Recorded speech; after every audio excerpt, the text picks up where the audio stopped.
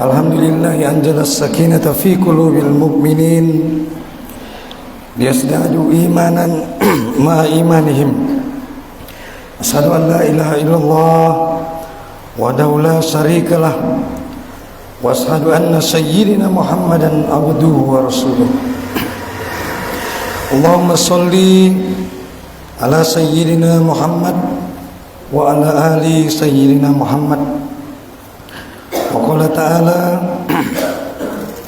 ya ayyuhalladzina amanu taqullaha haqqa tuqatih wa la tamutunna illa wa antum muslimun. Wa qala ta'ala fi ayatil ukhra wa ma arsalnaka illa rahmatan lil alamin. Amma ba'd.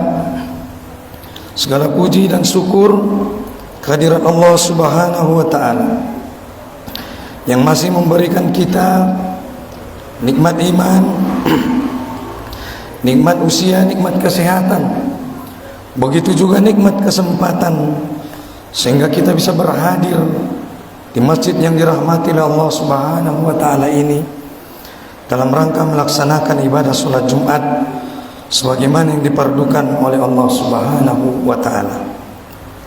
Marilah kita mensyukuri segala karunia dan nikmat dari Allah tersebut dengan kita meningkatkan iman dan takwa kita di hadapan Allah, dengan menjalankan segala apa yang diperintahkan oleh Allah dan meninggalkan segala apa yang dilarangnya.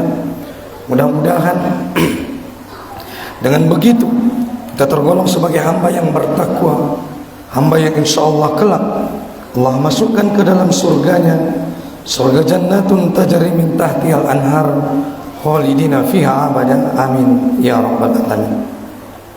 Salawat dan salam semoga senantiasa terlimpah dan tercurah kepada sayyidul anbiya wal mursalin, khatamun nabiyyin, beliaulah baginda Rasulullah Muhammad sallallahu alaihi wasallam. Allahumma salli ala sayyidina Muhammad wa ala ali sayyidina Muhammad. Mudah-mudahan dengan kita senantiasa mengikuti, meneladani petunjuk daripada Rasulullah, kelak di hari akhirat kita adalah umat yang terpilih, berhak mendapatkan syafaat dari beliau di yaumil akhir, amin ya rabbal alamin. Ma'asyiral muslimin, jamaah Jumat yang dirahmati Allah Subhanahu wa taala. Adapun tema khutbah kita pada kesempatan kali ini yaitu yang berjudul haram memalak rakyat dengan aneka pajak. Ma'asyiral muslimin rahimakumullah.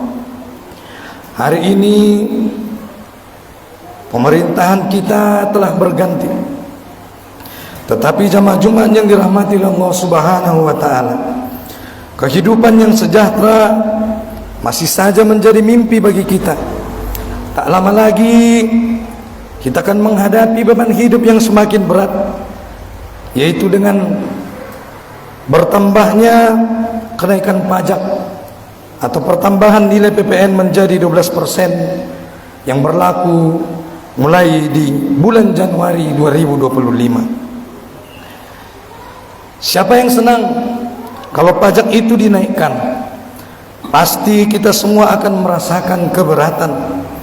Dalam kondisi ekonomi yang masih berat seperti saat ini, kebijakan seperti ini terasa sangat amat menyesakkan dada. Oleh karena itu, apalagi saat ini kita merasakan daya beli masyarakat sangatlah rendah. Beli apa-apa semua serba mahal. Kalaupun barang ada, tetapi kita tidak sanggup membelinya.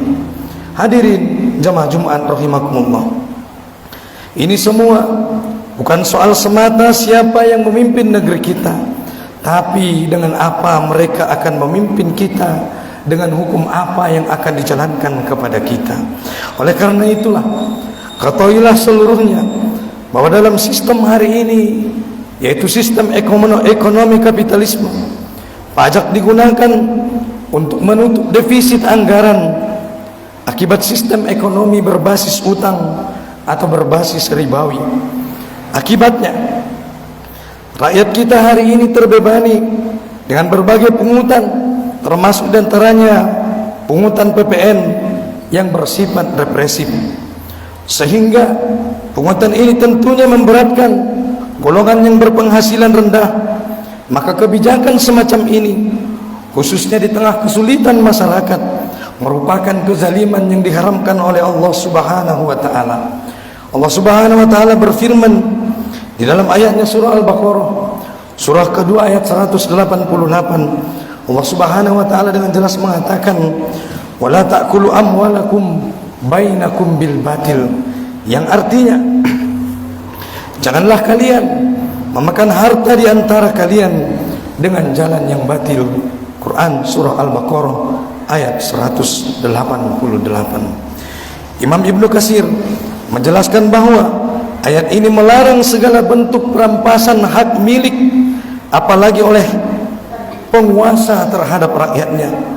Begitu dijelaskan di dalam kitab tafsir Ibnu Katsir juz 1 bab 1 halaman 521. Rasulullah sallallahu alaihi wasallam juga bersabda, tidaklah seorang hamba yang telah Allah berikan amanah untuk mengurus urusan rakyatnya, lalu dia mati dalam keadaan menipu atau memperdaya rakyatnya, kecuali dia tidak akan mencium baunya aroma surga. Hadis riwayat Bukhari dan Muslim. Ma'asyiral muslimin, jamaah Jumat yang dirahmati oleh Allah. Dalam Islam, pemimpin atau penguasa adalah pelayan atau pengurus rakyatnya. Bukanlah mereka bertindak sebagai pemalak bagi rakyat. Rasulullah sallallahu alaihi wasallam bersabda, "Al-imamu junnah." Imam adalah ra'in atau pemimpin, adalah pengurus rakyat, dan dia akan dimintai pertanggungjawaban atas rakyat yang dia urus. Hadis riwayat Bukhari dan Muslim. Pengurus rakyat tentunya tidak pantas memalak rakyatnya dengan berbagai macam aneka pajak, pemungutan pajak yang zalim, bertentangan dengan ajaran Islam. Sebagaimana Rasulullah sallallahu alaihi wasallam mengatakan, tidak akan masuk surga para pemungut pajak atau bea cukai. Hadis riwayat Ahmad, Abu Dawud dan Al-Hakim. Hadirin jemaah Jumat rahimakumullah, kondisi ini tidak akan berubah meski pemimpin berganti-ganti berulang-ulang kali selama kita tetap mempertahankan sistem ekonomi kapitalisme. Oleh karena itu, solusi untuk mengatasi kezaliman pajak adalah dengan kembali berhukum kepada aturan Allah dan Rasulnya, yaitu kembali kepada aturan syariat Islam melalui penerapan syariat Islam secara sempurna dalam naungan kepemimpinan Islam. Apabila di dalam kepemimpinan naungan Islam, APBN akan dikelola sesuai dengan aturan syariat Allah Subhanahu wa taala dengan sumber pemasukan utama, yaitu bersumber dari zakat, jizyah, haraj, harta milik umum, dan sumber daya alam lainnya, sebagaimana dijelaskan oleh Syekh Abdul Qadim Zallum dalam kitabnya Sistem Ekonomi. Oleh karena itu, salah satu sumber terbesar adalah harta milik umum, seperti sumber daya alam yang dikelola oleh negara untuk kepentingan rakyat. Rasulullah sallallahu alaihi wasallam bersabda, "An-nasu suraka'u fi salasin al-ma'i wal kala'i wan nar." Yang artinya, kaum muslimin atau manusia berserikat dalam 3 perkara, yaitu dalam air, padang rumput, dan api. Yang ini artinya seluruh tambang energi adalah milik daripada umat ini yang dikelola oleh negara, dan hasilnya dikembalikan untuk kemakmuran dan kesejahteraan rakyat. Bukan malah kekayaan alam negeri ini diberikan kepada pihak asing atas nama investasi, atas nama privatisasi, sehingga rakyat ini merasa miskin di atas kekayaan daripada negeri yang kita punya. Kenapa? Karena hampir 80% kekayaan alam Indonesia sudah bukan menjadi milik atau tidak dikelola oleh negara kita sendiri, tetapi diberikan kepada perusahaan-perusahaan asing. Oleh karena itu, dalam konteks Indonesia, optimalisasi sumber daya alam memberikan potensi besar untuk pendapatan negara. Misalnya batu bara, minyak, gas, emas, tembaga, nikel, sektor hutan, sektor kelautan, jika dikelola secara efisien dapat menghasilkan laba bersih kurang lebih senilai 5.510 triliun. Ini jauh melampaui kebutuhan APBN yang hanya sekitar 3.000 triliun. Sebagai contoh, batu bara dapat menghasilkan 2.002 triliun, sedangkan kelautan memiliki potensi pendapatan 1.040 triliun.